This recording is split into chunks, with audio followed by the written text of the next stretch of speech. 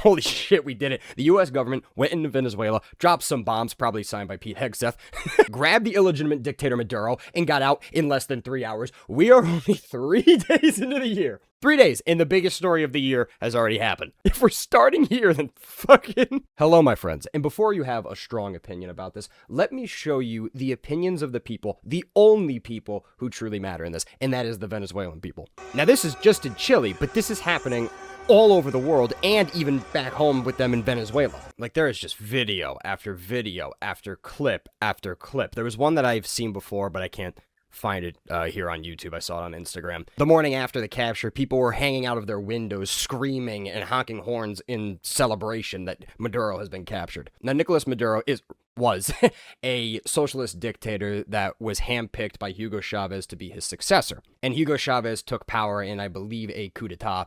And Venezuelans ask literally fucking any of them. Again, their opinions are the only ones that matter on this situation. What they think of these men. They have had no right to a fair, proper, free, and honest election. They have had multiple human rights abuses. They see none of the oil and gold money that their country is on. By the way, they are the #1 in oil reserves and I believe gold reserves. And they're not one of the wealthiest nations in the world, some fucking how. And because of that, you have a lot of people saying that, oh, we're just going in there for the oil and the resources. Yeah, absolutely we are. Which is why you're seeing a lot of protests in the U.S. to release Maduro. And now my favorite part about this is that pretty much nobody here, there's probably a few, nobody here is Venezuelan. These aren't people who actually give a shit about Venezuela. They're anti-war people, they're anti-Trump people. And look, I understand. I get those sentiments and those views. But if you're the type of person that joins groups, subscribes to ideologies, and you go to protests like this, I'm sorry, you are by all accounts a fucking idiot. Because before you took to the streets, which was very quick, by the way, and you donned these signs and started screaming all this stuff, they already stopped bombing Venezuela. It was an in-and-out attack. It was surgical strikes, with the exception of them bombing Hugo Chavez's mausoleum, which was just for psychological warfare. There's no exact numbers on the casualties that the Venezuelan military and civilians took. I am sure there were casualties. We have announced that there was no American casualties in the strike, however. It's a protest over the U.S. strikes that nabbed President Nicolas Maduro and his wife. And so I think it's really important for us to come out here and strongly show that we oppose this war, that we oppose the American imperialist drive toward war. Explosions rocked Caracas, and now demonstrators wave signs calling the whole thing illegal. The defend Maduro thing. Are you dense? What news, what information do you consume? He's not a legitimate ruler. There were elections that he certifiably rigged and went against the will of the people to vote him out. That's why everybody in Venezuela is celebrating. Millions and millions have fled the country because it's just not livable there. They're starving. Their economy is, no exaggeration, in free fall. Anytime they protest, they're just shot. Like, for people like this, what news do you consume? Yes, you're right. We're an empire. We're imperialistic. But genuinely take a second and think. Before I say this, I'm against my tax dollars going to foreign wars, especially foreign wars that are prolonged over a decade. However, using my critical thinking skills, which most of these people lack, do you really think that if the U.S. just decided to not stick its nose in other countries' businesses, that other world powers like Russia, China, and Iran wouldn't? Supporters of Maduro's regime were China, Russia, and Iran. Again, Venezuela sits on the largest oil and gold reserves in the world, and none of their people knew that wealth. Because all of that wealth was going to Russia, China, and Iran. Which I do want to point out, and I haven't seen many people talk about this, the timing of the U.S. strike on capturing Maduro is very interesting to me, because right now Iran is having massive statewide protests that might actually lead to the end of the Islamic regime. This is one of the most beautiful forms of protest I have ever seen in humanity. They are playing a Western song, Seven Nation Army, in the streets of Tehran. Beautiful. Everything you see in this video is illegal. It is a mass public gathering playing Western music, both illegal, and none of the women are wearing hijabs. That is punishable by imprisonment, sometimes death. And you could find tons and tons of videos of large-scale protests all throughout Iran. It's getting to a very insane level. I would not be surprised within the year or in a couple years, the Islamic regime is just completely overthrown. And if that were to happen, that's a net positive for the world because they fund so much of the terror organizations around the planet. Trump has also said that we might intervene in that. So again, like how I said, it's very coincidental timing. And I don't believe in coincidences, that this is all happening. We have heard from our friends in Venezuela. What friends? That there are countless dead. There's 40 dead. From this bombing campaign. It was a 3-hour bombing campaign. 40 died. I don't know the ratio from civilians to soldiers, which, again, that's terrible. Any deaths in any conflict is absolutely a disaster.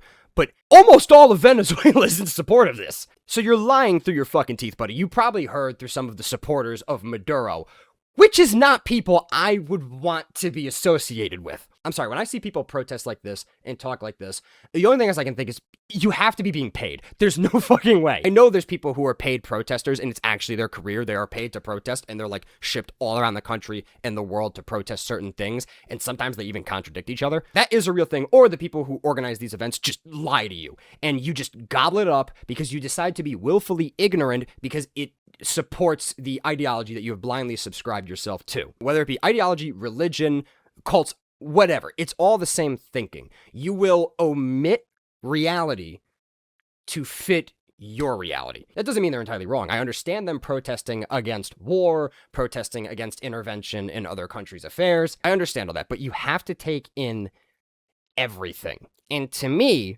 when I see the overwhelming support of the Venezuelan people for this action, for this bombing campaign, for the capture of Maduro, overwhelming support, vast majority support. It is undeniable. Take even just a second to look around on the internet. You will see, again, video after video, clip after clip of huge swaths by the thousands of people supporting this. What does that tell you? That tells you, especially to us Americans that are extremely fucking spoiled and have no idea what real corruption is. Yeah, we have a corrupt government. Yes, we have corrupt leaders. However, it could get significantly worse, like in Venezuela. We in America cannot properly comprehend how bad it must be in a country like Venezuela that they are happy that a foreign country kidnapped their leader. At the end of the day, the only people whose opinions you really should listen to that matter in this situation is the Venezuelan people. And if they support it, I support it. A lot of people make a good point. This is against international law. This is illegal. I do believe there is some loopholes, however, because we've designated him, Maduro, a narco-terrorist. Therefore, it's kind of allowed. But then again, international law really is bullshit because there's no one to enforce it. At the end of the day, laws are just words on a piece of paper that mean nothing unless they're actually enforced. And international law is not enforced. It's just an agreed of set upon rules that countries choose to follow or not. At the most, all you really get, which is what you're seeing now, is other leaders just condemning the action. But honestly, and this might be a very unpopular opinion, but I feel like a lot of people will agree with me, this is how international law should be conducted. I don't think it should just be the U.S., but I do think joint operations between the U.S., other world leaders like France, UK, Germany, should all have these task force that when you have dictators like Maduro, you just go in and take them the fuck out. Why don't we do that more? This isn't me saying we should just go to war with all the dictators in the world. No, they should be years-long planned, highly calculated, organized strikes like this one, but through the joint operations of the world leaders that say they are the moral pillars of authority that want to uphold international law. Guys like Maduro break international law by shooting protesters, rigging elections, destroying the economy for their own personal gain. He's jailed journalists. The list goes on and on. Our world leaders should be holding guys like Maduro accountable.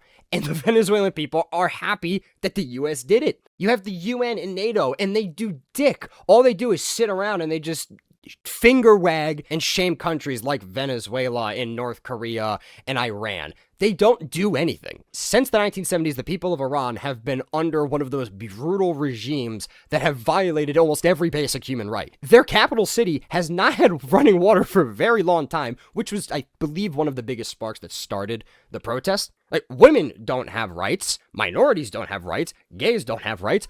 Mostly everybody that isn't an Islamic male does not have rights. Like, I'm not going to be right about everything. I'm going to fully admit that. I have my opinions. I'm not going to be knowledgeable about everything. There's just too much information. There's too much going on in the world to know everything at once.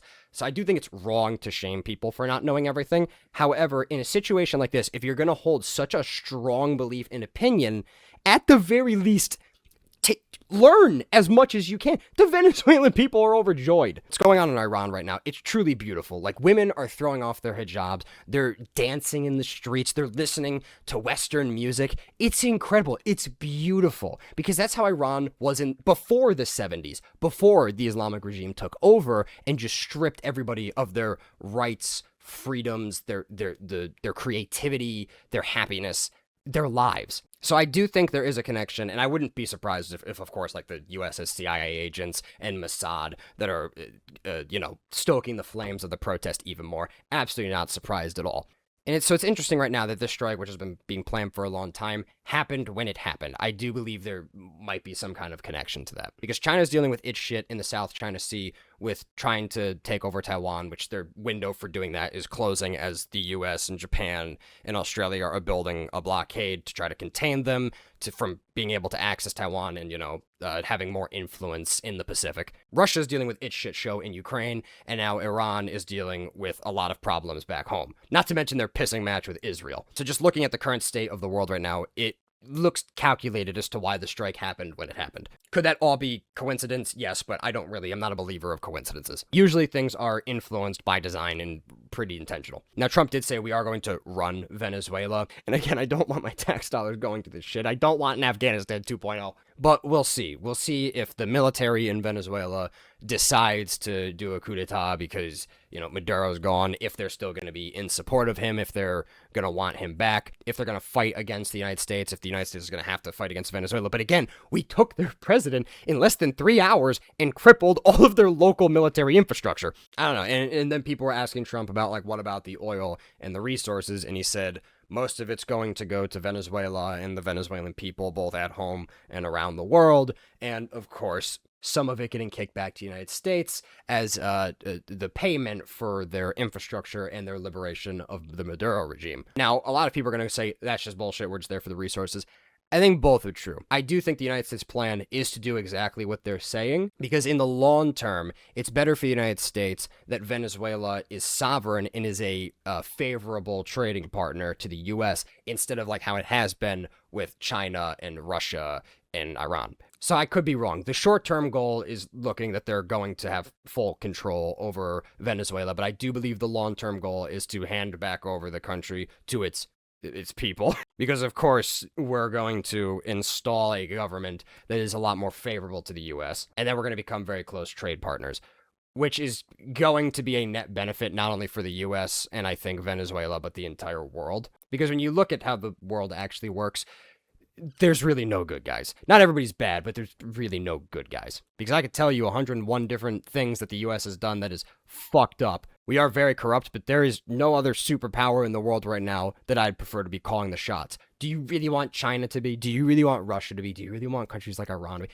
No, you don't. Because even though our country is very corrupt and our politicians for some reason are all extremely wealthy, there's a lot of embezzlement, there's a lot of fraud, or cozied up to people like Epstein, you still can gather in huge groups and protest and not get shot with bullets. You might get shot with rubber guns and hit with tear gas, but you're not going to get shot with bullets. When that happens, my opinion will change. Now, if you start throwing Molotov cocktails at the police, yeah, the situation's bound to change a little bit, but for the most part, you can get hundreds of thousands of people with signs and protest your government in the United States.